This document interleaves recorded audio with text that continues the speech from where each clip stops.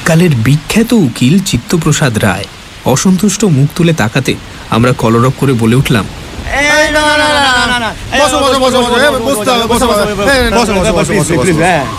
অনেকদিন পরে আবার আপনাকে বিরক্ত করতে আসছি, কিন্তু রাগ করতে পারবেন না।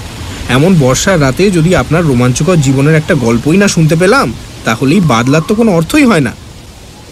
রায়মশাই দাবার বোর্ড সরিয়ে রেখে বললেন, ভালো ক্লাবের মেম্বার হয়েছিলুম, এই বুড়ো বয়সে যে একটু নিশ্চিন্ত মনে দাবা খেলবো তারও উপায় নেই। তা ঠিক আছে, গল্প শুনবেন আপনারা বলছেন, যখন তখন শোনানো যাবে, কিন্তু কিসের গল্প? আমার এই সুদীর্ঘ জীবনে যে কত রকম অভিজ্ঞতা হয়েছে তার তো কোনো সীমা নেই। আচ্ছা, কি ধরনের অভিজ্ঞতার কথা শুনতে চান বলুন? সেরকম কিছু যদি আমার ভান্ডারে থাকে তো বলা যাবে। সমীর বলল, আচ্ছা রায়মশাই, আমরা জানি আপনার জীবনে অনেক ভয়াবহ ঘটনা ঘটেছে, যার মধ্যে কতগুলোই আপনি খুব ভয় পেয়েছেন, কখনো বা পাননি, কিন্তু এমন কি কিছু আপনার স্মৃতিতে আছে যা অত্যন্ত সুন্দর কিন্তু আপনাকে আতঙ্কিত করে? রায়মশাই তার বিরল কেশ মাথাটি আস্তে আস্তে উপর নিচে নাড়লেন, দীর্ঘ নিঃশ্বাস ফেলে বললেন, আছে। কৌশিকী কানাড়া রাগের নাম শুনেছেন? রাত্রের রাগ আমাদের মার্গ সঙ্গীতের মধুরতম রাগগুলির একটি। এই রাগ আমি শুনতে পারিনি, শুনলে এখনো ভয়ে আমার সর্বাঙ্গ অবশ হয়ে আসে। অবশ্য তার জন্য কৌশিকী কানাড়া রাগটি দায়ী তা বলা যায় না। দায়ী সেই রাগের সঙ্গে জড়িত একটি ঘটনার স্মৃতি। সেই ঘটনার কথাই আজ আপনাদের বলবো। আজ থেকে প্রায় 50 বছর আগে আমাকে একবার যেতে হয়েছিল অবিভক্ত বাংলার ঢাকা জেলার মানিকগঞ্জ সাব ডিভিশনের থামল নামে একটি ছোট্ট শহরে। অবশ্য শহর না বলে থামলকে একটা বড় বর্ধিষ্ণু গ্রামই বলা উচিত, কিন্তু শহর বলছি এই জন্য যে ওখানে পাকা বাড়ির সংখ্যা ছিল প্রচুর, পাকা রাস্তা ছিল, দুটো স্কুল ছিল, একটা ছেলেদের অন্যটা মেয়েদের, আর ছিল একটা কলেজ, থামল রাজ কলেজ। এখানে গিয়েছিলাম আমি তখন উঠতি উকিল। থামলের জমিদার কুলভূষণ সিংহ রায় আমাকে ডেকে পাঠিয়েছিলেন একটা ছোট্ট মামলার তদারকি করবার জন্য। তার কাছে আমাকে রেফার করেছিলেন আমার সিনিয়র ওই মৃগেন্দ্র বোস। আমি গিয়ে পৌঁছনো মাত্র কুলভূষণ খুব যত্ন আত্তি করলেন। তারপর আমার থাকার ব্যবস্থা করে দিলেন রাজ কলেজের টিচার্স মেসে। তার একটা কারণ, তার গেস্ট হাউসে তখন কিছু বাইরের লোক ছিলেন, আর অন্য কারণ তিনি স্বভাবতই অল্প বয়স বলে আমাকে স্টেটের গেস্ট হাউসের উপযুক্ত বলে বিচার করেননি। তবে যেখানে ব্যবস্থা করে দিলেন সেটা যে খারাপ তা কখনোই বলবো না, বরং আমার কাছে তখন অত্যন্ত ভালো বলেই মনে হয়েছিল। এই মেস বাড়িটা ছিল শাস্ত্রমতে 4 তলা, তবে তার মধ্যে প্রথম 2টো তলাতেই মেম্বাররা থাকতেন। 3 তলায় ছাদের ওপর একটা ঘর ছিল, আর তার ঠিক ওপরেই আর একটা ঘর ছিল। এই 4 তলার ঘরটায় একটা কাঠের সিঁড়ি বেয়ে উঠতে হতো। 3 তলার ঘরটায় আমার থাকবার ব্যবস্থা হয়েছিল। তা আমি ঘর দেখে মুগ্ধ হয়ে গিয়েছিলাম। বেশ বড় ঘর, 3 দিকে জানলা, কেবল উত্তর দিকটা বন্ধ, কারণ সেই দিকেই ছিল 4 তলায় ওঠার সিঁড়িটা। ঘরটার পূব দিকে প্রকাণ্ড ছাদ, পশ্চিমে দিগন্ত বিস্তৃত ধান ক্ষেত, তার মাঝে মাঝে ঘন গাছপালায় ঢাকা কয়েকটি গ্রাম, আর দক্ষিণে রাজ কলেজের খেলার মাঠ, মাঠের ওপারে শহর। এমন একটা ঘরের কথা আপনারা কলকাতার লোক চিন্তাই করতে পারবেন না। আমি তখন যদিও কলকাতায় থাকি, কিন্তু মূলত আমি গাঁয়ের ছেলে, কাজেই আমি যে অত্যন্ত খুশি হয়ে উঠব তাতে আর আশ্চর্য কি। কলকাতায় হাঁপিয়ে উঠেছিলাম, এখানে এসে যেন নিঃশ্বাস ফেলে বাঁচলুম।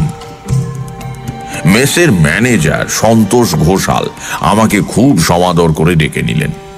সন্তোষবাবু ছিলেন রাজ কলেজের দর্শনের অধ্যাপক, মধ্যবয়স্ক হাসি খুশি মানুষ।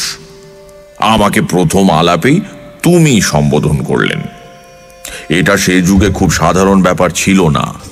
অত্যন্ত স্নেহের সম্পর্ক না হলে চট করে একজন নবপরিচিত ব্যক্তিকে কেউ তুমি বলে সম্বোধন করতো না।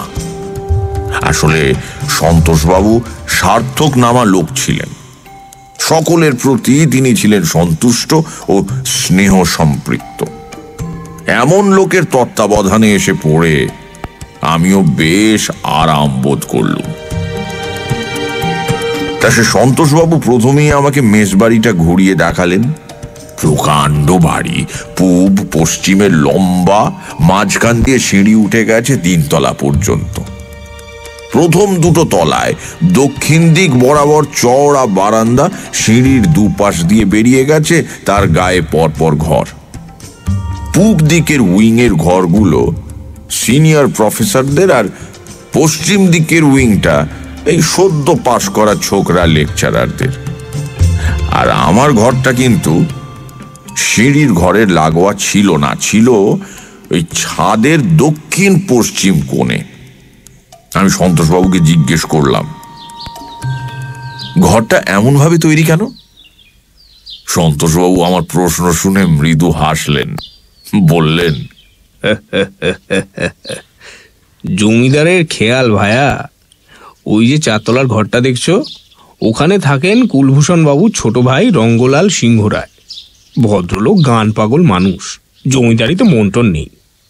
রাজ কলেজে শাস্ত্রীয় সঙ্গীত শেখান, আর ওই ঘরে বসে সাধনা করেন। মাথায় কিঞ্চিত ছিট আছে জানো, তবে সেভাবে দেখতে গেলে তো ওদের সমস্ত পরিবারটিকেই ছিটগ্রস্ত বলতে হয়।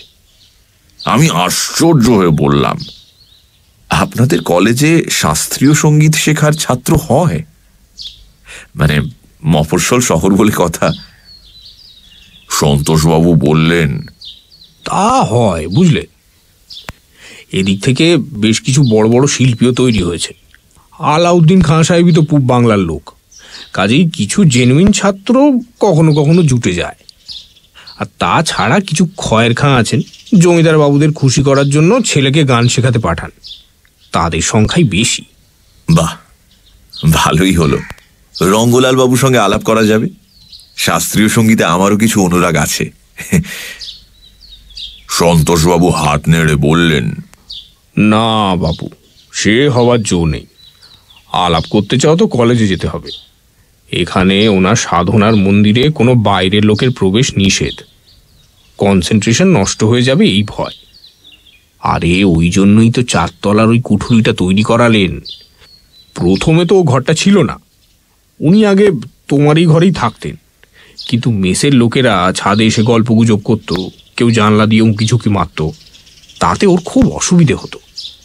তাই এখন এমন কায়দার ঘর করেছেন যে পাখি না হলে কারুর পক্ষে জানলা দিয়ে উঁকি মারা সম্ভব নয়। গভীর রাতে ওই সরু কাঠে সিঁড়ি বেয়ে ওর দরজায় টোকা দেওয়ার মতো মারাত্মক শখও কারুর নেই। গভীর রাতে কেন? উনি তো গভীর রাতেই ঘরে আসেন। কলেজেই থাকেন রাত 7টা 7:30 পর্যন্ত, তারপর বাড়ি যান, মানে জমিদার বাড়ি। সেখান থেকে খাওয়া দাওয়া করে এখানে শুতে আসেন তখন অনেক রাত। কিন্তু মজা কি জানো, উনি যে কখন শোন সেটা আমরা আজ পর্যন্ত বের করতে পারলাম না।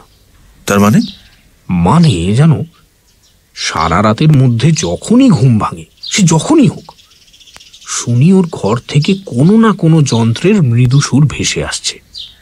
সমস্ত দরজা জানলা বন্ধ করে বাজান, যাতে কারোর বিরক্তি না ঘটে। তবু শোনা তো যায়। তাই বলছিলাম, মাথায় ঝিট আছে। কোনো সুস্থ মস্তিষ্কের লোক দিনের পর দিন না ঘুমিয়ে বেঁচে থাকতে পারে বলো? আমার তো বাবু পাক্কা 8 ঘন্টা ঘুম না হলে পরদিন কলেজের লেকচারের বদলে শুধু হাই। সন্তোষবাবুর কথায় একটা কথা বুঝতে পারলুম যে একটি বিচিত্র লোকের সান্নিধ্যে আমাকে এরপর কয়েকদিন কাটাতে হবে। প্রথম দিন অত্যন্ত ক্লান্ত ছিলুম, কাজেই বিছানায় শুতে না শুতেই ঘুম যখন ভাঙল তখন ভোর হতে খুব বেশি সময় বাকি নেই। আকাশ অন্ধকার বটে, কিন্তু প্রথম আলোর চরণধ্বনি শোনবার প্রত্যাশায় নিদ্রিত পৃথিবী যে আস্তে আস্তে জেগে উঠছে আর সেটা বেশ অনুভব করা যায়। আর ঠিক তখনই শুনলুম রঙ্গলাল বাবুর ঘর থেকে ভেসে আসা এসরাজের মৃদু গুঞ্জন। পরিচিত রাগ, খুব সম্ভবত আশাবরী, কিন্তু কি চমৎকার হাত! দেহ মন যেন এক প্রশান্ত আনন্দে ভরে গেল। আমি বিছানা ছেড়ে উঠে আস্তে আস্তে ছাদে চলে এলুম।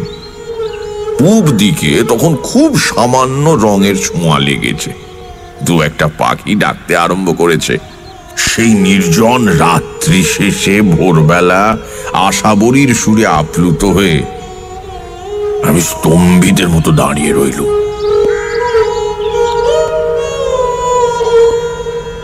যখন সুর থেমে গেল তখনও তার রেশ কাটল না। আমি যেমন দাঁড়িয়েছিলুম তেমনি দাঁড়িয়েই রইলুম। চমক ভাঙল কাঠের সিঁড়িতে এই পায়ের শব্দে।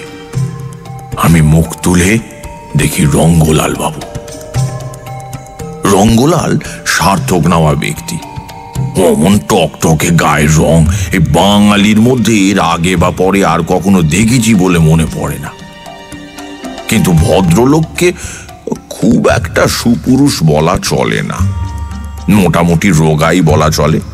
মাথা জোড়া টাক, কেবল দুকানের পাশে একগুচ্ছ করে চুল, গর্তে বসা ছোট ছোট চোখ, চাপা নাক আর লাল টুকটুকে মোটা মোটা ঠোঁট। দেখলে মনে হয় যেন লিপস্টিক লাগানো। এক কথায় দেখলে খুশি হয়ে ওঠার মতো কিন্তু চেহারা নয়। কিন্তু সেদিন সেই সময় আমার ভদ্রলোকের চেহারার কথা একবারও মনে হয়নি। একটু আগেই যে অসাধারণ সুর শুনলুম তার শিল্পীকে চোখের সামনে দেখে আমার মনে একটা গভীর শ্রদ্ধার ভাব এলো। আমি দু হাত তুলে তাকে নমস্কার করলুম। নমস্কার। কিন্তু রঙ্গলাল প্রতি নমস্কার করা দূরস্থান, কেমন একটা অদ্ভুত ভ্রুকুটিতে আমাকে অভিষিক্ত করে তাড়াতাড়ি নিচে নেমে গেলেন। সেটা বিরক্তি না ভয় বুঝতে পারলুম না। একটু বেলা বাড়তে আমিও নিচে গেলুম চায়ের সন্ধানে। সেখানে সন্তোষবাবুর সঙ্গে দেখা। ওকে রঙ্গলাল বাবুর কথা বলতেই উনি বললেন, কি হে, তোমাকে তখনই বলিনি ওর সঙ্গে এখানে আলাপ করার চেষ্টা বৃথা। ভদ্রলোক এমনিতেই একটু বেশি রকমের গম্ভীর, কলেজেও কথা বলেন খুব কম, কিন্তু এ বাড়িতে কথা একেবারেই বলেন না। তার অবশ্য কারণ আছে। কি কারণ? কারণ দুটো। প্রথম, উনি এখানে আসেন সাধনা করতে, তখন কথা বলে নষ্ট করবার মতো সময় ওর থাকে না। দ্বিতীয় হচ্ছে, এই মেসে যারা আছেন তাদের সঙ্গীত সম্বন্ধে যা জ্ঞান সে সম্বন্ধে যত কম বলা যায় ততই ভালো। আর একটু বেলা বাড়ুক, সবাই যখন কুয়োতলায় স্নান করতে যাবেন তখন তাদের সঙ্গীত চর্চা একটু শুনো, মানে শুনতে তোমাকে হবেই। আর তখনই বুঝতে পারবে কেন রঙ্গলাল বাবু এদের সঙ্গে কথা বলতে চান না বা কথা বলতে ভয় পান। পরের দিন রাতে হঠাৎ ঘুম ভেঙে দেখি পশ্চিমের জানালায় দ্বাদশীয় চাঁদ হেলে পড়েছে। আমার সমস্ত ঘর একটা উজ্জ্বল কিন্তু বিষণ্ণ আলোয় ভরে রয়েছে। আমার মনে হলো আমার মনটাও যেন কেমন বিষণ্ণ হয়ে রয়েছে। অনেকটা একটা করুণ অথচ মধুর স্বপ্ন দেখতে দেখতে ওই ঘুম ভেঙে গেলে যেরকম হয়। যদিও তখন চারদিক নিস্তব্ধ, তবু বেশ বুঝতে পারলুম কোনো এক অনির্বচনীয় সঙ্গীতের মধ্যে এতক্ষণ ডুবেছিলুম, যেটা বন্ধ হতেই আমার ঘুম ভেঙে গেছে। আমার অবচেতন মন তখনও তার রেশ বহন করে চলেছে। দীর্ঘশ্বাস ফেলে চোখ বন্ধ করেছি। ঠিক তখনই ওপরতলার জানালার ভেতর দিয়ে একটি দিলরুবার চাপা অথচ মন্দ্র ঝংকার ধ্বনি ভেসে এলো। আমি উদ্গ্রীব হয়ে উঠলাম। আস্তে আস্তে সেই ঝংকার রূপ নিল যোগিয়ায়। আর সে কি অপরূপ রূপ! আমি মন্ত্রমুগ্ধের মতো শুনতে লাগলুম।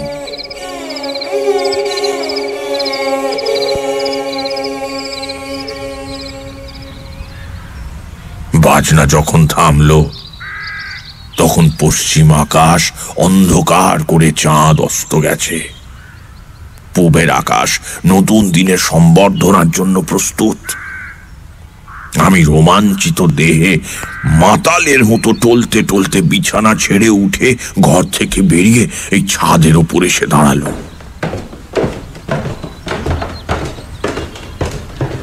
ভোরের ঠান্ডা হাওয়ায় আমার সমস্ত শরীর যেন জড়িয়ে গেল। আমি পশ্চিম দিকের আলসের ওপর ভর দিয়ে ওই দূরের ধান ক্ষেতের দিকে চেয়ে রইলুম, যাতে আমার পেছনে যার পায়ের শব্দ সিঁড়ি দিয়ে নেমে আসছে তার ভুরু ভঙ্গি এই ভোরের বাতাস আর যোগিয়ার রেশটুকু নষ্ট করে দিতে না পারে। পায়ের শব্দ ছাদের ওপর এক মুহূর্ত ইতস্তত করল, তারপর নিচে নেমে গেল। বুঝলুম রঙ্গলাল আমাকে দেখেছেন এবং বোধহয় কালকের মতো একটা বিনীত নমস্কার আশা করেছিলেন। শুধু বুঝলাম না নমস্কারটি না পেয়ে তিনি খুশি হলেন কিনা। সন্তোষবাবু আমাকে দেখেই হইচই করে উঠলেন। আরে এই যে চিত্তপ্রসাদ, সারা রাত ঘুমোনি নাকি? হ্যাঁ, চোখের তলায় খালি, মুখটা পাঁশুটে হয়ে রয়েছে, ওপরের বাজনায় ঘুমের ব্যাঘাত হচ্ছে বলে মনে হচ্ছে। তুমি বরং নিচে চলে এসো, আমার ঘরেই না হয় একটা খাট পেতে দেওয়া যাবে। রাত্রে ঘুম না হলে সারাদিন আদালতে কাজ করবে কি করে বলো তো? ঘুম যে কম হচ্ছে তাতে কোনো সন্দেহ নেই সন্তোষবাবু, কিন্তু তার বদলে যা পাচ্ছি সেটার তো কোনো তুলনাই হয় না। কি অসাধারণ হাত আপনাদের রঙ্গলাল বাবুর! এমন গুণী লোক এখানে পড়ে পড়ে নষ্ট হচ্ছেন। কলকাতায় গেলে ওকে তো সকলে মাথায় করে রাখবে। বটে বটে, তা তোমার তো বাবু গান বাজনা সম্পর্কে দিব্যি জ্ঞান আছে দেখছি। তালিম নিয়েছো নাকি কোনো ওস্তাদের কাছে? আগে হ্যাঁ, তারাদাস গোস্বামীর কাছে আমার প্রথম হাতে খড়ি। এখন মাঝে মাঝে ওস্তাদ ওয়াহিদুল্লাহ খানের কাছে যাই। ও বাবা, তুমি তারাদাস গোসাইয়ের ছাত্র? বলো কি! আমি যে গানের গ জানি নে, আমিও তার নাম শুনেছি। তবে তুমি তো সত্যি সত্যি কিছু জানো দেখছি। ভারী আশ্চর্য ব্যাপার। কেন আশ্চর্য কিসের? আমার চেহারা দেখলে মনেই হয় না যে আমি গান সম্পর্কে কিছু জানতে পারি? কেন আপনাদের ওই রঙ্গলাল বাবুর মতো চেহারা না হলে বুঝি সঙ্গীতজ্ঞ হওয়া যায় না? আরে না না না, তোমার কথা আমি বলছি না। আমি আশ্চর্য হচ্ছি অন্য কথা ভেবে। কি কথা? সন্তোষবাবু একটু চিন্তা করে বললেন। আজ থাক, বুঝলে, তোমাকে আরেকদিন বলবো। আমার মনে কেমন একটা ধাঁধা লেগে গেল। বললুম, দেখুন সন্তোষবাবু, আপনার মনের কথা এখন না বলে যদি পরে বলতে চান না হয় তাই বলবেন, কিন্তু আপনাদের রঙ্গলাল বাবু সম্পর্কে আরেকটা প্রশ্ন আমার মনে জেগেছে, সেটার কিন্তু জবাব চাই। প্রশ্নটা হলো, রঙ্গলাল বাবু কি আপনাদের ভয় করেন? আপনাদের যে উনি এড়িয়ে চলেন সেটা কি অহংকারে নাকি ভয়ে? আমার প্রশ্ন শুনে সন্তোষবাবু ভয়ানক গম্ভীর হয়ে গেলেন। বললেন, এরকম একটা ধারণা তোমার হলো কি করে? গতকাল সকালে উনি যখন আমার দিকে ভুরু কুঁচকে তাকালেন, তখন আমার কেমন যেন মনে হয়েছিল ওনার দৃষ্টিতে বিরক্তির চেয়েও ত্রাসটাই বেশি। পরে আবার আপনি বললেন উনি আপনার মেসের বোর্ডারদের সঙ্গে কথা বলতে ভয় পান। সেটা থেকেই আমার মনে প্রশ্নটা এলো, সত্যিই কি উনি ভয় পান নাকি? কিসের ভয়? সন্তোষবাবুর মুখে তার স্বভাব সিদ্ধ হাসিটা ফিরে এলো না। উনি ওই আগের মতন গম্ভীর মুখে কিছুক্ষণ চুপ করে রইলেন, তারপর বললেন, কিছু মনে করো না চিত্তপ্রসাদ, তোমার এই প্রশ্নের জবাবও আমি দিতে পারলাম না, পরে হয়তো কোনোদিন দিতে পারবো। আচ্ছা, এ প্রশ্নটা জবাব দিতে তো আপত্তি নেই। ওর ঘরটা পরিষ্কার করে কে? ও, সে জমিদার বাড়িতে পূর্ণ বলে একটা কালা বোবা চাকর আছে, সে দুপুরবেলা এসে ঝাঁটপাট দিয়ে যায়। কালা বোবা? উত্তরটা শুনে আমি হতাশ হয়ে চুপ করে গেলুম। সেদিন সারাদিনই কাছারিতে চিন্তিত হয়ে রইলুম। রঙ্গলাল বাবুর ভেতরে কোথাও একটা রহস্য আছে। সন্তোষবাবু সেটা জানেন, কিন্তু চেপে যাচ্ছেন কেন? রঙ্গলাল বাবুর পরিবারের কাছে চাকরি পাওয়ার কৃতজ্ঞতাবশত, না অন্য কোনো ব্যাপার? রহস্যটাই বা কি? জমিদারের ছেলে গান বাজনা নিয়ে আছেন, কোনো অন্যায় বা অসামাজিক কাজ তো নয়। তার মধ্যে গোলমাল কি হতে পারে? কৌতূহল বড় বিশ্রী জিনিস। একবার চেপে ধরলে তার নিবৃত্তি না হওয়া পর্যন্ত চাপ বেড়েই চলে, স্বস্তি দেয় না কিছুতেই। কাজেই স্থির করে ফেললুম এই রহস্যের সমাধান করতে হবে, তার আগে কলকাতায় ফেরা নয়। এই স্থির করতে করতেই 4টে বেজে গেল। কাছারি বন্ধ হবার সময় হয়ে গেল।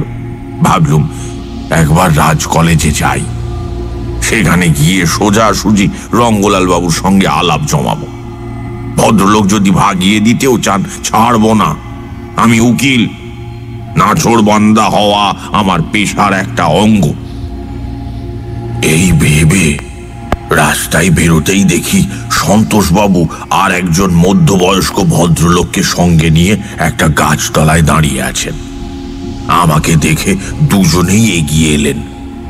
অপরিচিত ভদ্রলোকটির সঙ্গে আমার পরিচয় করিয়ে দিয়ে সন্তোষবাবু বললেন, এই যে চিত্তপ্রসাদ, আলাপ করিয়ে দিই, ইনি আমাদের রাজ কলেজের অধ্যাপক শ্রী নৃপেন্দ্রনাথ ঘোষ।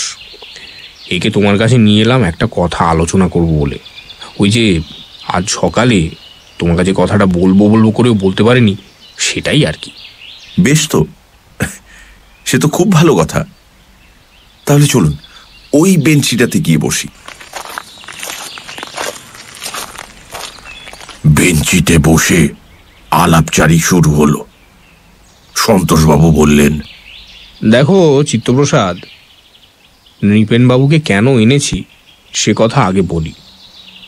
আমাদের এই থামলে সিংহরায় পরিবার ছাড়া শাস্ত্রীয় সঙ্গীতে এক্সপার্ট বলতে যদি কেউ থাকেন, তো তিনি এই ভদ্রলোক। বলতেই নৃপেনবাবু প্রবল বেগে হাত নেড়ে প্রতিবাদ করে উঠলেন। বললেন, আরে না না না না, শাস্ত্রীয় সঙ্গীতের আমি কিছুই জানি না। আমার বাড়িতে একটা ফোনোগ্রাম আছে, আর কিছু ওই কেসিতে ইন্দুমতি কে মল্লিকের রেকর্ড আছে। তাতেই সকলের ধারণা হয়েছে যে আমি বুঝি মস্ত বড় বোদ্ধা। ব্যাপারটা তা নয়। এক্সপার্ট হওয়াটা আসল কথা নয়। আসলে গান সম্পর্কে আমার কিছু ধারণা আছে, সেই সূত্রেই আমাদের আপনার কাছে আসা। আমি ভীত হয়ে বললুম, কি সর্বনাশ! আমাকে গান টান গাইতে বলবেন না তো? আপনি তারাদাস গোসাইজির ছাত্র, আপনাকে গাইতে বলবো না এ কথা তো জোর করে বলতে পারছি না। তবে এখন নয়, এখন আমরা এসেছি রঙ্গলাল বাবুকে নিয়ে কিছু কথা বলবার জন্য। আচ্ছা, আপনি কি সন্তোষবাবুকে বলেছেন যে রঙ্গলালের অসাধারণ হাত আর তার বাজনা অপূর্ব? হ্যাঁ, বলেছি। ঠাট্টা করে বলেছেন না সত্যি সত্যি? ঠাট্টা হতে যাবে কেন? আমি তো ওর বাজনা শুনেছি। সত্যি অসাধারণ বাজানোর হাত ওর। কি শুনেছেন? প্রথম দিন এসরাজে আশাবরী, আর দ্বিতীয় দিন দিলরুবায় যোগিয়া। এই, আর দুটোই ভোর রাতে ঘুম চোখে শুনেছেন তো? তাহলে ঠিকই আছে। আসলে কথা কি জানেন, রঙ্গলাল ইদানিং কেমন একটু রহস্যময় হয়ে পড়েছে, তাই। আর একটু খোলসা করে বলুন তো, আমি তো কিছুই বুঝতে পারছি না। গান বাজনার মধ্যে রহস্য আসে কোত্থেকে? আচ্ছা বেশ, আমি তাহলে যথাসাধ্য খোলসা করে বলছি। দেখুন, আমি আর রঙ্গলাল খুব ছোটবেলাকার বন্ধু। আমরা এক পাঠশালায় পড়াশোনা করি, শেষ করি একসঙ্গে ঢাকা ইউনিভার্সিটিতে। এই সন্তোষ ঘোষাল আমাদের চেয়ে 2 বছরের জুনিয়র, পরিচয় ঢাকাতেই। সন্তোষের সাবজেক্ট ছিল দর্শন শাস্ত্র, আমার ইংরেজি সাহিত্য, আর রঙ্গলালের ইতিহাস। ঢাকার জগন্নাথ হলে একসময় আমরা 3 জনে বড়ই আনন্দে সময় কাটিয়েছি। আমরা যখন পাশ করি তখন কুলভূষণ বাবু কলেজ খুলেছেন, কাজেই আমরা যে সবাই সদল বলে এসে সেই কলেজে যোগ দেব, তাতে আর আশ্চর্য কি। এই পর্যন্ত সবই ঠিকঠাক চলছিল। গোলমাল বাঁধলো আজ থেকে বছর 8 আগে। তখন কুলভূষণ বাবুর মেয়ের বিয়ে উপলক্ষে বেনারস আর লখনৌয়ের কিছু ওস্তাদ এসেছিল আমাদের এখানে। তাঁদের মধ্যে এক বুড়ো বীণা বাদক ওস্তাদ ওমর আল মালিক আর তার 2 বাইজি তামিম বানু আর হফমা বানুর গান বাজনা শুনে রঙ্গলাল হঠাৎ ক্ষেপে উঠল।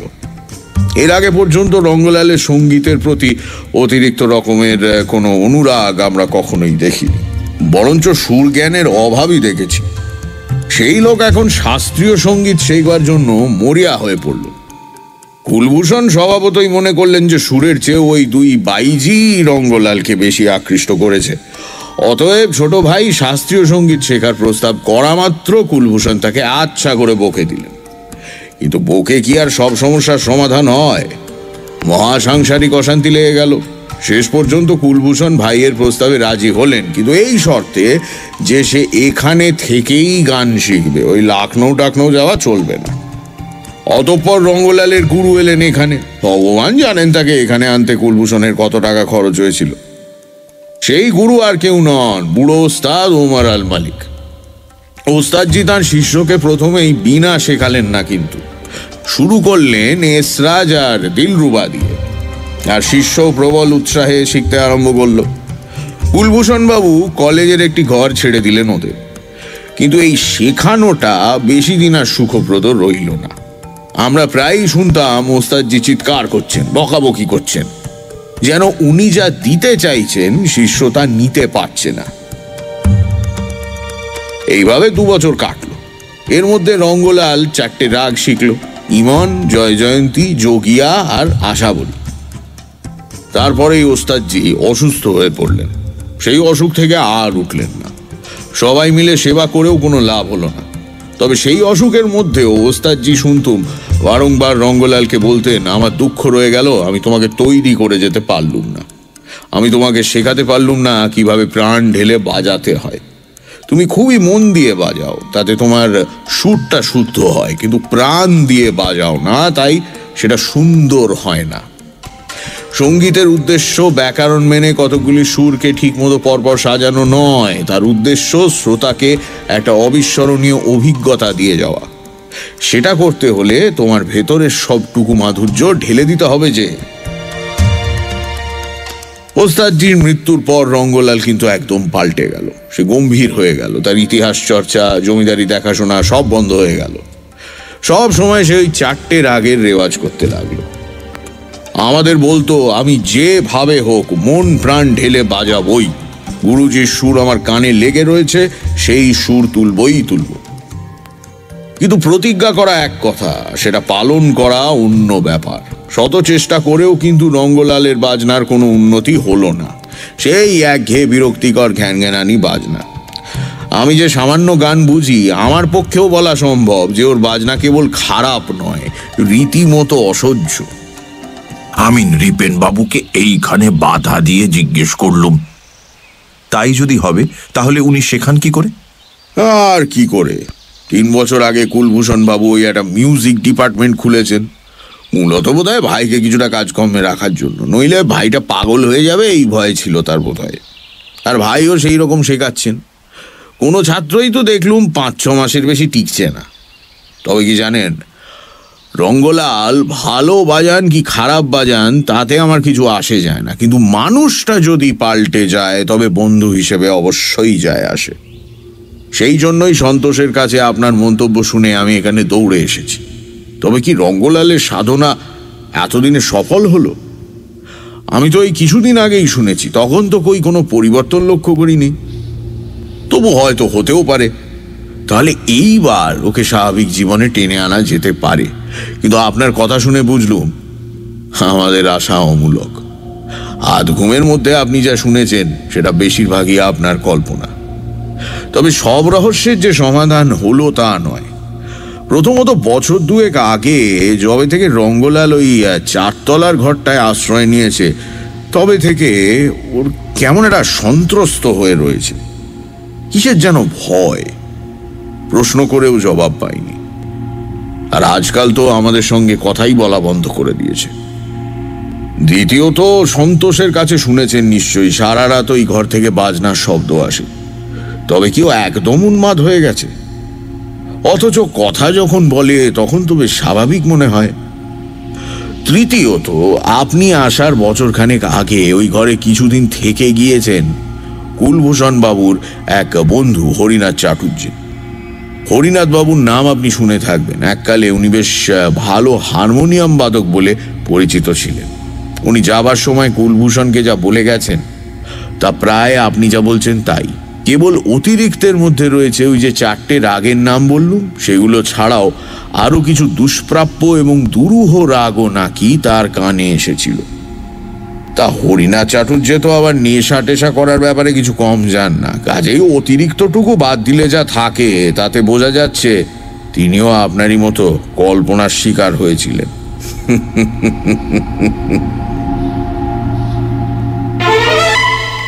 সানডে সাসপেন্স, শুধুমাত্র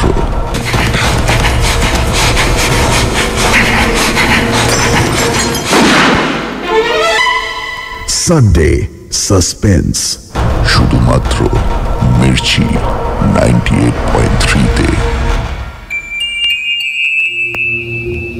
সানডে সাসপেন্সে আজ মনোজ সেনের লেখা ইন্দ্রিয়ের ওপারে। থামল জমিদার বাড়ির একটা মামলা তদারকিতে আসে চিত্তপ্রসাদ। রাজ কলেজের টিচার্স মেসে তার থাকার ব্যবস্থা হয়। মেসের 4 তলায় থাকেন জমিদারের ছোট ভাই কলেজের শাস্ত্রীয় সঙ্গীতের শিক্ষক রঙ্গলাল বাবু। মাঝরাতে তার ঘর থেকে ভেসে আসা এসরাজের সুরে মুগ্ধ হয় চিত্তপ্রসাদ। কিন্তু কলেজের অধ্যাপক নৃপেনবাবু বলেন রঙ্গলালের সুরের হাত নাকি কোনো কালেই খুব ভালো নয়। তাহলে মাঝরাতে ভেসে আসা সেই সুর কে বাজায়? তারপর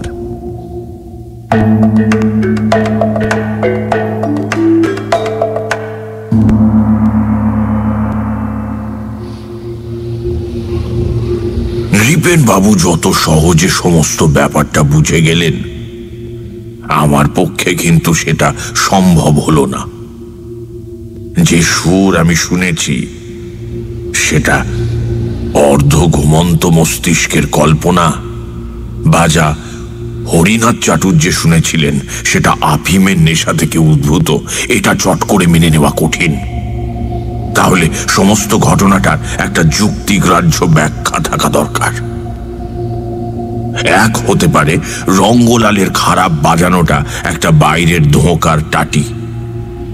তিনি একলব্যের মতো নিভৃতে সাধনা করে চলেছেন এবং যতদিন না পারফেকশনে পৌঁছবেন ততদিন তিনি আত্মগোপন করেই থাকবেন। কিন্তু সেখানে প্রশ্ন থাকে, তাহলে তার এত ভয় কিসের? তিনি যদি ধরা পড়েও যান যে তিনি সত্যি সত্যি খারাপ বাজান না, তাহলে কি তার কোনো ক্ষতির সম্ভাবনা আছে? কি ধরনের ক্ষতি? সারা রাত ধরে বাজানি বা কেন? লোকজনের কাছ থেকে এত দূরে দূরে থাকাটাই বা কেন? আরেক হতে পারে হয়তো রাতের বাজনাটা রঙ্গলাল বাজানি না, বাজায় অন্য কেউ। গান পাগল রঙ্গলাল হয়তো কাউকে এনে আটকে রেখেছেন ওই ঘরে, সেই সারা রাত বাজায় আর রঙ্গলালের সুরের পিপাসা মেটায়। ব্যাপারটা বেআইনি, তাই রঙ্গলালের এত ভয়। কিন্তু 2 বছর ধরে একজন লোককে এভাবে লোকচক্ষুর আড়ালে লুকিয়ে রাখাটা কি সম্ভব? এই সব ভাবতে ভাবতে মেসে ফিরছিল। আমি আগেই বলেছি, মেসে আসতে গেলে রাজ কলেজের মাঠের পাশ দিয়ে আসতে হয়।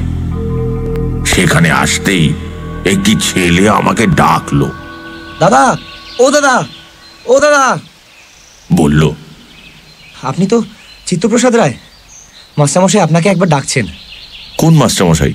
আমাদের গানের মাস্টারমশাই। তিনি ওই ওই ওই দোতলার কোণের ঘরটায় আপনার জন্য অপেক্ষা করছেন। অর্থাৎ রঙ্গলাল।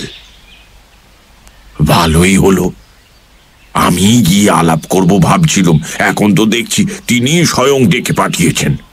অতএব তাড়াতাড়ি পা চালিয়ে দিলুম দোতলার কোণের ঘরের উদ্দেশ্যে। সেটাই মিউজিক ডিপার্টমেন্ট। সারা ঘর জুড়ে গালিচা পাতা, তার উপর ইতস্তত কিছু সেতার, এসরাজ, হারমোনিয়াম ইত্যাদি পড়ে রয়েছে। একধারে কয়েকটা আলমারি ভর্তি কিছু বই আর খাতাপত্র। তাদের সামনে একটা তাকিয়ায় ঠেস দিয়ে গালচের ওপর আড় হয়ে শুয়েছিলেন গতকাল ভোরে মেসের ছাদে দেখা সেই ভদ্রলোক।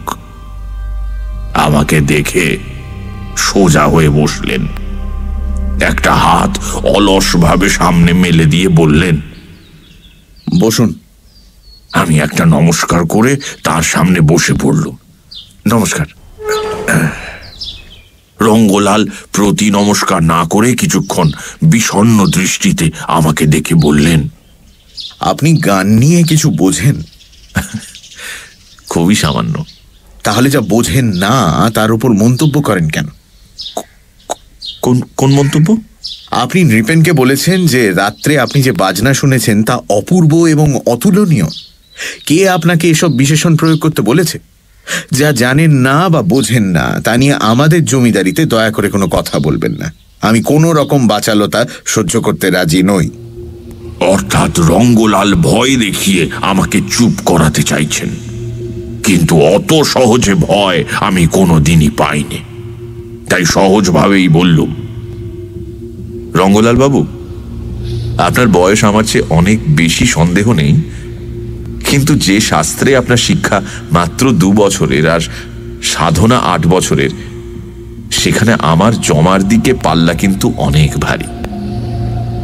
আমি তারাদাস গোস্বামীর কাছে ধ্রুপদ আর ধামার শিখেছি 8 বছর, আর ওস্তাদ ওয়াহিদুল্লাহর কাছে খেয়াল, তারানা আর ঠুমরির শিক্ষা চলেছে, তাও বছর 4 হবে। সেক্ষেত্রে কোনো বাজনার ব্যাপারে আমি কি বিশেষণ প্রয়োগ করব তার বিচার আপনি বোধহয় করতে পারেন না, তাই না? আপনি বাচালতা সহ্য করতে পারুন বা না পারুন, যে সুর আমি গত 2 রাত আপনার ঘরের বাইরে দাঁড়িয়ে শুনেছি তা যে অপূর্ব এবং অতুলনীয় সেটা তো আমি বলবই। আর সে সুরের সৃষ্টিকর্তা যদি আপনি হন, তাহলে চিরকাল আপনার পায়ে সশ্রদ্ধ নমস্কার জানাব। আমি আশঙ্কা করেছিলাম আমার উকিলি বক্তৃতা শুনে রঙ্গলাল তেলে বেগুনে জ্বলে উঠবেন, কিন্তু তা হলো না। ভদ্রলোক আবার তাকিয়ায় ঠেস দিয়ে আড় হয়ে পড়লেন, বিষণ্ণ হেসে বললেন, আচ্ছা, মেনে নিলুম আপনি পণ্ডিত ব্যক্তি, কিন্তু তাহলে বলুন তো, মাত্র 2 বছরের শিক্ষা যার, সে কি অপূর্ব বা অতুলনীয় সুর সৃষ্টি করতে সক্ষম? আপনার 8 বছরের নিরলস সাধনার কথাও কিন্তু আমি জানি রঙ্গলাল বাবু। সবই তো জানেন দেখছি, শুধু এই কথাটাই জানেন না যে এ ব্যাপারে আমি কোনো রকম কথাবার্তা বা আলোচনা পছন্দ করি না। যা আমার একান্ত ব্যক্তিগত তা আমারই থাক না। এবার কিন্তু আমার হাসি বন্ধ হলো। রঙ্গলালের বলার মধ্যে এমন একটা অসহায় আর্ত অনুরোধ ছিল যে আমি কিছুটা অভিভূত না হয়ে পারলুম না। বললুম, বেশ, আপনি যদি এ ব্যাপারে কোনো আলোচনা পছন্দ না করেন, না হয় তা নাই করা যাবে, কিন্তু এভাবে নিজেকে লুকিয়ে রাখছেন কেন? তাতে আপনার লাভ কি? রঙ্গলাল এই প্রশ্নের জবাব দিলেন না। কিছুক্ষণ চুপ করে থেকে পাল্টা প্রশ্ন করলেন।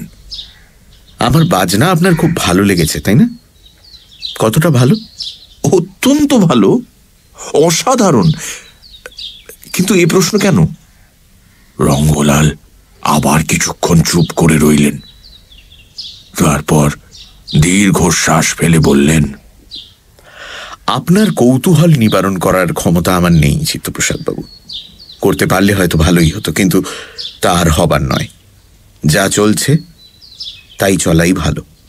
হয়তো তাতে আপনার ঔৎসুক্য কমবে না, কিন্তু আপনার মঙ্গলই হবে। এরপর আর কোনো প্রশ্নেরই জবাব পাইনি সেদিন। কেন তিনি আমার কৌতূহল মেটাতে পারবেন না এবং না মিটলে কেনই বা আমার মঙ্গল, তা আর তখন জানা হলো না। যদি জানতুম যে রঙ্গলাল যা বলছেন তা অসত্য বা কোনো কিছু চেপে যাওয়ার উদ্দেশ্যে নয়, তাহলে হয়তো আর এগোতুম না, কিন্তু তা তো হলো না। ওর গোপনীয়তা, অনাবশ্যক ভয়, কোনো কিছুর আশঙ্কা এবং সকলকে এড়িয়ে চলার চেষ্টা, সবকিছু মিলে আমার মনের মধ্যে একটা অদম্য কৌতূহল জাগিয়ে তুলল। তার উপর আমার উকিলি সত্তা বারংবার বলতে লাগলো, এত সবের পেছনে নিশ্চয়ই কোনো অসামাজিক বা অনৈসর্গিক পাপ লুকিয়ে আছে। আজ ভাবি, আমার উকিল আমিটাকে যদি তখন দমিয়ে রাখতে পারতুম, হয়তো তাহলে ভালোই হতো।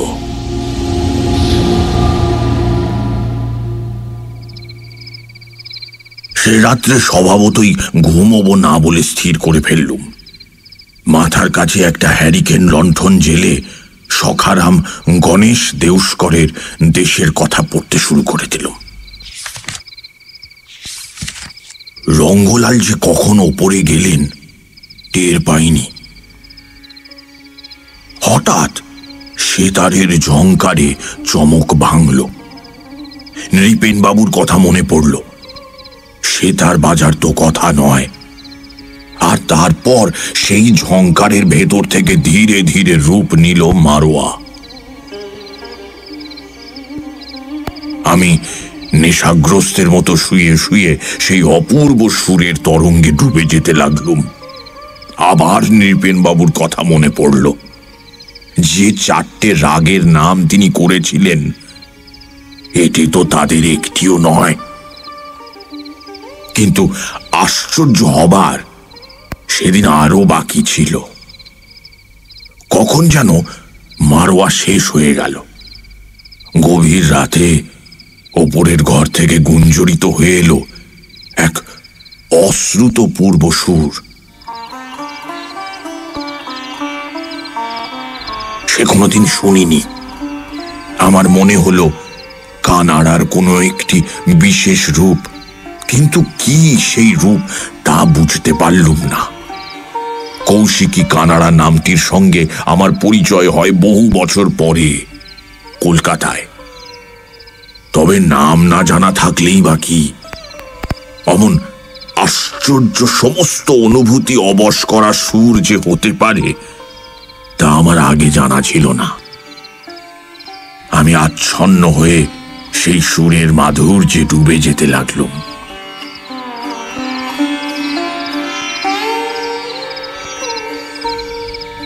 তারপর সারা রাত ধরে চলল আরো কত সুরের বিস্তার।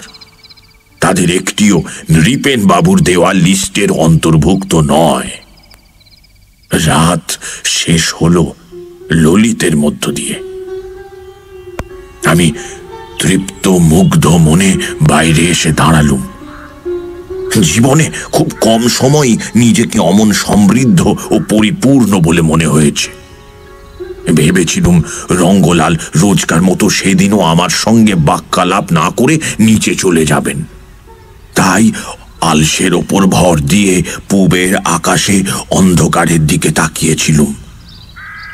কিন্তু রঙ্গলালের পায়ের শব্দ নিচে যাওয়ার সিঁড়ির দিকে না গিয়ে আমার পেছনে এসে থামল। আমি ঘুরে দাঁড়ালুম। রঙ্গলাল একটু কুণ্ঠিত হাসি হাসলেন, বললেন, কি আজ কিরকম শুনলেন? আমি বললুম, এটা নিতান্তই অবান্তর প্রশ্ন রঙ্গলাল বাবু। যা শুনেছি তা অতুলনীয়, এক অবিস্মরণীয় অভিজ্ঞতা। রঙ্গলাল লোভার্ত অথচ কাতর দৃষ্টিতে আমার দিকে চেয়ে বললেন, আমার বাজনা আপনার কাছে অতুলনীয়, অবিস্মরণীয় বলে মনে হয়েছে? হ্যাঁ রঙ্গলাল বাবু, আপনি বিশ্বাস করুন, আপনার মতো ধনী আজ আমাদের দেশে বড় বেশি নেই। আপনি এই পরিবেশের বাইরে এসে দাঁড়ান, দেখবেন সমস্ত দেশ আপনাকে কতখানি সম্মান দেয়। না, তা হয় না চিত্তপ্রসাদ বাবু। আমি অধৈর্য হয়ে বললুম, কেন হয় না? রঙ্গলালের মুখে আবার সেই ভীত সন্ত্রস্ত ভাবটা ফিরে এলো। বললেন, কারণ এই সুরের স্রষ্টা আমি নই চিত্তপ্রসাদ বাবু। এই সুর আমার ভেতরে আসে, কোত্থেকে আসে আমি জানি না, কিন্তু আমাকে দিয়ে কেউ বাজায়। আমার যন্ত্রটার মতো আমিও তখন যন্ত্র হয়ে যাই। সব স্রষ্টাই এই কথাই বলেন রঙ্গলাল বাবু। শিল্পে, সাহিত্যে, সঙ্গীতে সব সৃষ্টির মূলেই নাকি থাকে কোনো অতীন্দ্রিয় অলৌকিক অনুপ্রেরণা। অনেক বিখ্যাত গায়কই তাদের অনন্য সাধারণ সঙ্গীত সৃষ্টির পর বলেছেন যে তারা যে কি গেয়েছেন তা তাদের মনে নেই, যেন অন্য কেউ তাদের উপর ভর করে সেই সঙ্গীতের জন্ম দিয়েছে। এটা খুবই স্বাভাবিক রঙ্গলাল বাবু। আমার কথায় রঙ্গলাল খুব একটা সান্ত্বনা পেলেন বলে মনে হলো না। কিছুক্ষণ বিষণ্ণ মুখে চুপ করে রইলেন, তারপর দীর্ঘশ্বাস ফেলে বললেন, কি যে স্বাভাবিক আর কি অস্বাভাবিক তা বোঝবার মতো ক্ষমতা আমার নেই। কিসের ঘরে চলেছি, কোথায় এর শেষ জানি না। তবুও আপনার কাছে প্রশংসা পেলুম, এটাই লাভ। আমার হাত দিয়ে কখনো কখনো সুন্দর সুশ্রাব্য বাজনা বেরোয়, সেটা জানতে পারাই তো মস্ত বড় পুরস্কার। বুঝতে পারলুম রঙ্গলালের কাছে প্রকৃত সমজদারের প্রশংসা মোটেই সুলভ নয়। এই শহরে তেমন সমজদারও আসেন না, আর তার বন্ধু বান্ধবের মনে তার খারাপ বাজনার যে স্মৃতিটি আছে সেটাও যাবার নয়। কাজেই প্রশংসা প্রত্যাশী তার শিল্পী মন অতৃপ্তই থেকে যায়। ভাবলুম সেই প্রত্যাশাটাই বাড়িয়ে তোলা যাক। দেখা যাক ওর সেই দুর্বলতার সুযোগ নিয়ে ওর সামনে বসে বাজনা শোনার অনুমতি আদায় করা যায় কিনা। তাতে দুটো লাভ হবে বলে আমার মনে হয়েছিল। একজন গুণী শিল্পীর সামনে বসে বাজনা শোনার অভিজ্ঞতা, আর দুই, রহস্য যদি কিছু থাকে তবে তার উদ্ঘাটন। কাজেই রঙ্গলালকে অত্যন্ত বিনয়ের সঙ্গে বললুম, কি যে বলেন তা ঠিক নেই। আমি কলকাতার লোক, সারা ভারতের হেন বড় শিল্পী নেই যার সঙ্গীত আমি শুনিনি। সেই অভিজ্ঞতার জোরেই বলছি, আপনার বাজনা অত্যন্ত সুন্দর। তবে একটা কথা। কি কথা? মানে আপনার বাজনা তো শুনেছি, বন্ধ জানলার ভেতর দিয়ে, খাটে শুয়ে শুয়ে। এতে তো ঠিক রস পাওয়া যায় না, যার ফলে বাজনাটা কতদূর ভালো হলো তারও সঠিক মান বের করা যায় না। বলছিলাম কি, যদি সামনে বসে শুনতে পেতুম তাহলে। না না না না না, তা হয় না। আমি কিন্তু আপনাকে একটুকুও বিরক্ত করতুম না। আমি অনেক ঘরোয়া আসরে একেবারে সামনে বসে ওস্তাদ মেহফুজ খান, ওস্তাদ ইমারত হোসেন, পণ্ডিত শঙ্করলাল এদের বাজনা শুনেছি। এতে আমার অভিজ্ঞতা আছে। বিশ্বাস করুন রঙ্গলাল বাবু, আপনার কোনো অসুবিধে হতো না। এদের গান আপনি সামনে বসে শুনেছেন? নিশ্চয়ই সেই অভিজ্ঞতার কথা আপনার চিরকাল মনে থাকবে। অবশ্যই থাকবে, এবং সেই সব অভিজ্ঞতার সঙ্গে আপনার সামনে বসে গান শোনাটাও যোগ দিয়ে নিতে চাই রঙ্গলাল বাবু। এদের সঙ্গে আপনি আমার তুলনা করছেন চিত্তপ্রসাদ বাবু? হ্যাঁ, এবং আমার এতটুকুও ভুল হয়নি সে বিষয়ে আমি নিশ্চিত। হঠাৎ সব সংযমের বাঁধ ভেঙে গেল। রঙ্গলাল দৃঢ় কণ্ঠে বলে উঠলেন, বেশ, তাই হবে। আমি আজ রাত্রিবেলা ঘরে ফেরার সময় আপনাকে ডেকে নেব। আপনি যেন ঘর ছেড়ে অন্য কোথাও যাবেন না। রঙ্গলালের ঘরে ঢুকতেই মনে হলো এই ঘরের জানালা বোধহয় কোনোদিন খোলা হয় না। একটা স্যাঁতসেঁতে বাসি গন্ধ সারা ঘরটাকে একটা অন্ধ কূপের মতো করে রেখেছে। ঘরটার একপাশে একটা খাট, তার উপর সাদা চাদরে ঢাকা বিছানা। খাটের সামনে মোটা কার্পেট বাকি মেঝেটাকে ঢেকে রেখেছে। কার্পেটের উপর নানা রকমের বাদ্যযন্ত্র, সেতার, সরোদ, দিলরুবা, বেহালা, আরো কত কি। আর এপাশে ওপাশে ছড়ানো কিছু তাকিয়া। আমি সন্তর্পণে এদিক ওদিক তাকিয়ে দেখলুম, ঘরে অন্য কোনো লোকের অস্তিত্ব টের পেলুম না। রঙ্গলাল একটা বড় ল্যাম্প জ্বালালেন, তারপর দরজাটা বন্ধ করে দিলেন। আমি বললাম, জানলাগুলো খুলে দিই। বিদ্যুৎ বেগে ঘুরে দাঁড়ালেন রঙ্গলাল, চাপা গলায় বললেন, না, চুপ করে বসুন এখানে। জানালা খুলতে বলায় ভদ্রলোক এতটা ক্ষেপে উঠবেন বুঝিনি। ভাবলুম তীরে এসে তরি ডোবে বুঝি, তাই তাড়াতাড়ি বললুম, ঠিক আছে ঠিক আছে রঙ্গলাল বাবু, এই বসছি।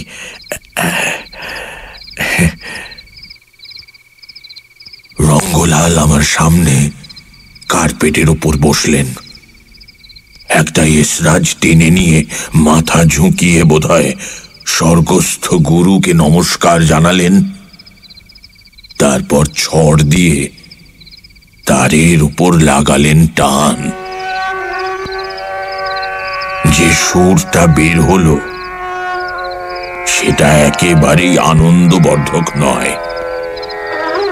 রাগটা যে জয় জয়ন্তী সেটা বুঝলাম, কিন্তু সেটা যতই এগোতে লাগলো ততই আমি বিমর্ষ হয়ে পড়তে লাগলো। একেবারে শিক্ষানবিশ হাত যে কোনো গানের স্কুলের প্রথম শ্রেণীর ঘরের পাশ দিয়ে গেলে এরকম শব্দ শোনা যায়। কিন্তু বাজনা যতই নিম্নমানের হোক না কেন, আমার কিরকম যেন একটা মনে হতে লাগলো এটা ঢোকার টাটি, আসল বস্তু ক্রমশ প্রকাশ্য। ধৈর্যং রহু ধৈর্যং, সবুরে নিশ্চয়ই মেওয়া ফলবে। বেশিক্ষণ সবুর করতে হলো না। রঙ্গলাল বাজাতে বাজাতে মাঝে মাঝে উজ্জ্বল চোখ তুলে আমার দিকে তাকাচ্ছিলেন। বোধহয় আমার মুখের ভাব দেখে আমার মনের কথা বোঝবার চেষ্টা করছিলেন। কিন্তু ধীরে ধীরে ওর চোখের পাতা ভারী হয়ে এলো, মাথাটা একটু সামনের দিকে নুয়ে পড়ল, আর সেই সঙ্গে ওর শিক্ষানবিশ হাত থেকে জয় জয়ন্তী একটা অবিশ্বাস্য সৌন্দর্যময় পরিণতির দিকে এগিয়ে চলল।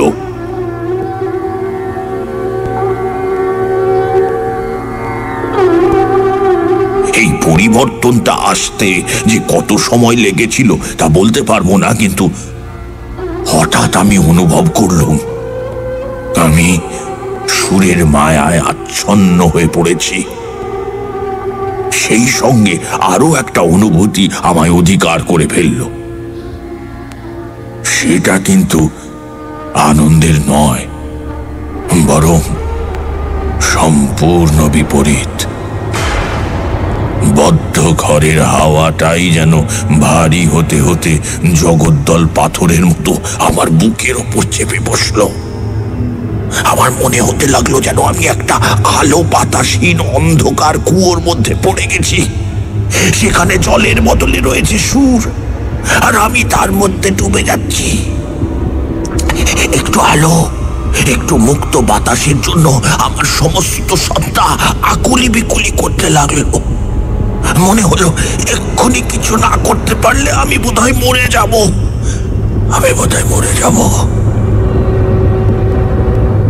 প্রাণের দায়ে আমি উঠে দাঁড়ালুম। আমার এই অস্বস্তির মধ্যেই কখন যেন রঙ্গলাল জয় জয়ন্তী শেষ করে কৌশিকী কানাড়া ধরেছেন। তার দিকে তাকিয়ে দেখি তার বিরল কেশ মাথাটা আরো সামনে ঝুঁকে পড়েছে। মুদিত চক্ষে বাহ্য জ্ঞান লুপ্ত হয়ে তিনি বাজিয়েই চলেছেন। ভাবলুম জানালাগুলো খুলে দিই, উনি টেরও পাবেন না। আজ পূর্ণিমা, বাইরের পৃথিবীটা চাঁদের আলোয় ভেসে যাচ্ছে।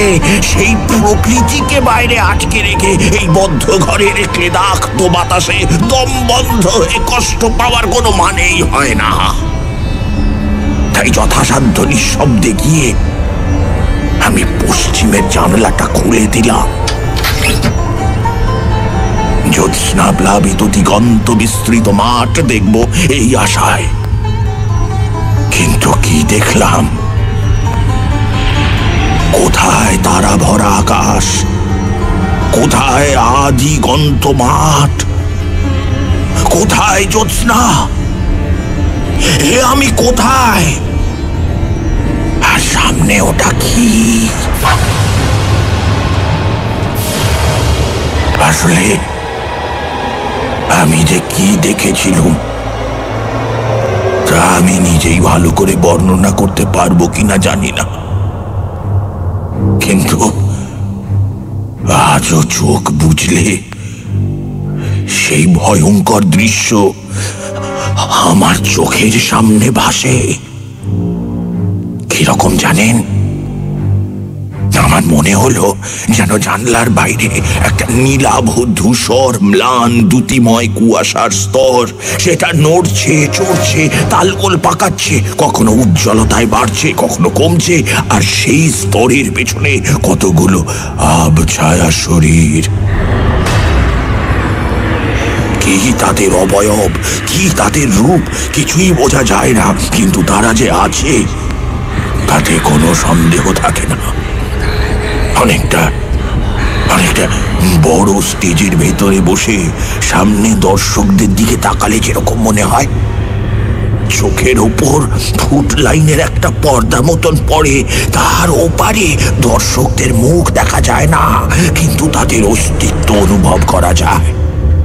কিন্তু থিয়েটারের স্টেজের সঙ্গে সেদিনের জানালার বাইরেটার একটা তফাৎ ছিল। স্টেজের দর্শকরা মানুষ, অভিনয় শুরু হলে তাদের অস্তিত্বের সঙ্গে অভিনেতার একটা মানসিক যোগাযোগ শুরু হয়।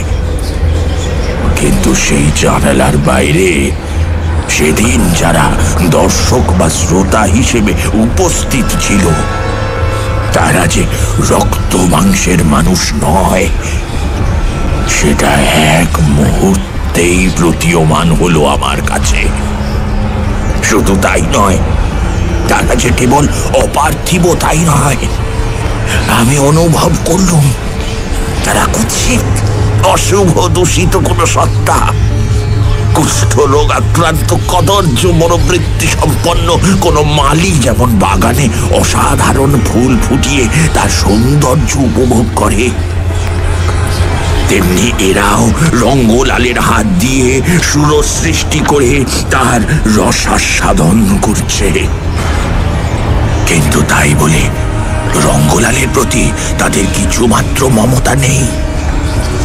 শুধু রঙ্গলাল কেন, কোনো কিছুর প্রতি এদের মমতা নেই। এদের সমস্ত অস্তিত্বটাই অমঙ্গলজনক, ক্লেদাক্ত, ভয়ঙ্কর। সেই কুয়াশার মধ্যে তাদের সরীসৃপের মতো নড়াচড়া আমি অনুভব করলুম। জানালাটা খুলে দেওয়ায় তাদের মধ্যে বিভৎস উল্লাসও যেন দেখতে পেলুম। আর সেই সঙ্গে মনে হলো সেই স্পন্দমান কুয়াশার স্তরটা যেন দুলতে দুলতে ঘরের ভেতরে ঢুকে আসছে। আমি ভীষণ আতঙ্কে জানালা থেকে ছিটকে পিছিয়ে এলুম। তখন মনে একটাই চিন্তা, এই ঘর থেকে পালাতে হবে, আমাকে এই ঘর থেকে পালাতে হবে। পেছনে তখন রঙ্গলাল প্রবল জলতে সুর ধরেছেন।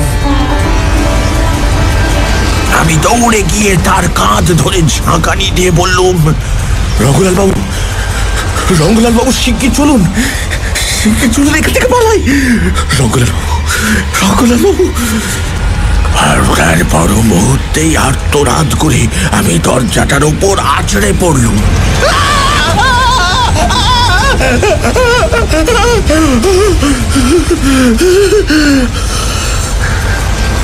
রঙ্গলালের গায়ে হাত দিয়ে আমি বুঝতে পেরেছিলাম তিনি মৃত।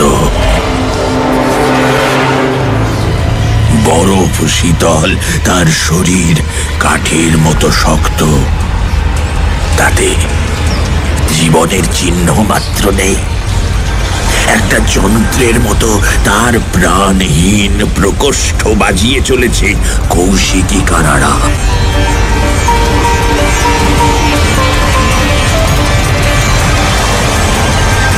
কি করে যে দরজার খিল খুলেছিলাম জানি না, শুধু মনে আছে দরজাটা খুলতেই চোখের ওপরে এসে পড়ল জ্যোৎস্নার আলো, আর আমি জ্ঞান হারিয়ে সিঁড়ির ওপর থেকে গড়িয়ে পড়ে গেল।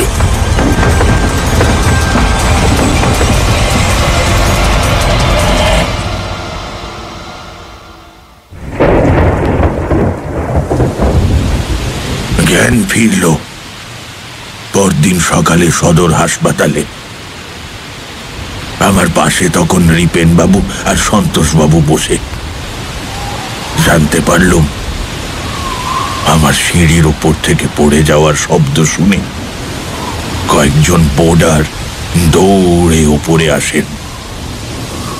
তারা দেখেন রঙ্গলালের দরজা ভেতর থেকে বন্ধ, বাজনা চলেছে, আর সিঁড়ির নিচে অজ্ঞান আমি। ওরা রঙ্গলালকে ডাকাডাকি করে কোনো সাড়া না পেয়ে আমাকে ওখান থেকে নামিয়ে এনে হাসপাতালে পৌঁছে দেন, আর সেই সঙ্গে কুলভূষণ বাবুকেও খবর দেন। কুলভূষণ হাসপাতালে আমাকে দেখে যখন টিচার্স মেসে গিয়ে পৌঁছন, তখনও রঙ্গলালের ঘরের দরজা বন্ধ, কিন্তু বাজনা বন্ধ হয়ে গেছে। আবার ডাকাডাকিতে কোনো সাড়া না পেয়ে কুলভূষণের আদেশে দরজা ভেঙে ফেলা হয় এবং দেখা যায় ঘর শূন্য। কুলভূষণ সন্দেহ করেছিলেন রঙ্গলাল হয়তো জানালা দিয়ে বাইরে লাফিয়ে পড়ে আত্মহত্যা করেছেন, কিন্তু তন্ন তন্ন করে খুঁজেও তার মৃতদেহ কোথাও পাওয়া যায়নি। তবে শুনেছি পুলিশ নাকি আমাকে জিজ্ঞাসাবাদ করতে চেয়েছিল, কিন্তু ওই কুলভূষণ তার প্রভাব বিস্তার করে তাদের নিরস্ত করেন। এবং শুধু তাই নয়, তিনি নিজেও আমাকে কোনোদিন কোনো প্রশ্ন করেননি। তিনি কি কিছু জানতেন? জানি না। আর আপনাদের মতো সে যুগে অন্য ডাইমেনশন সম্পর্কেও আমাদের কোনো জ্ঞান ছিল না। আমাদের জগতের সঙ্গে অন্য জগতও যে সম্পৃক্ত হয়ে থাকতে পারে, আমাদের অনুভূতির বাইরেও যে জীবন থাকতে পারে, এইসব থিওরি আমরা কখনো কল্পনাও করিনি। কাজেই রঙ্গলালের হারিয়ে যাওয়া, প্রতি রাতে তার প্রাণহীন শরীরের সুরসৃষ্টি, সেই ক্লেদাক্ত ভয়ঙ্কর কুয়াশার পিণ্ডের দৃশ্য, সেই কুয়াশার পেছনে কদর্য উল্লাস, সবই আমার কাছে একটা ভয়াবহ আতঙ্কের স্মৃতি। আর তাই যখনই আমি কৌশিকী কানাডা শুনি, সেই স্মৃতিগুলো আমার চোখের সামনে ভেসে ওঠে। আমি ভয়ে অবশ হয়ে পড়ি। আমার মনে পড়ে যায় আমাদের ইন্দ্রিয়ের ওপারে, অথচ আমাদের অত্যন্ত কাছে অন্তত একটা এমন জগৎ আছে যা নির্মম, যা কুৎসিত, যা নিষ্ঠুর, আর যা অমঙ্গলজনক।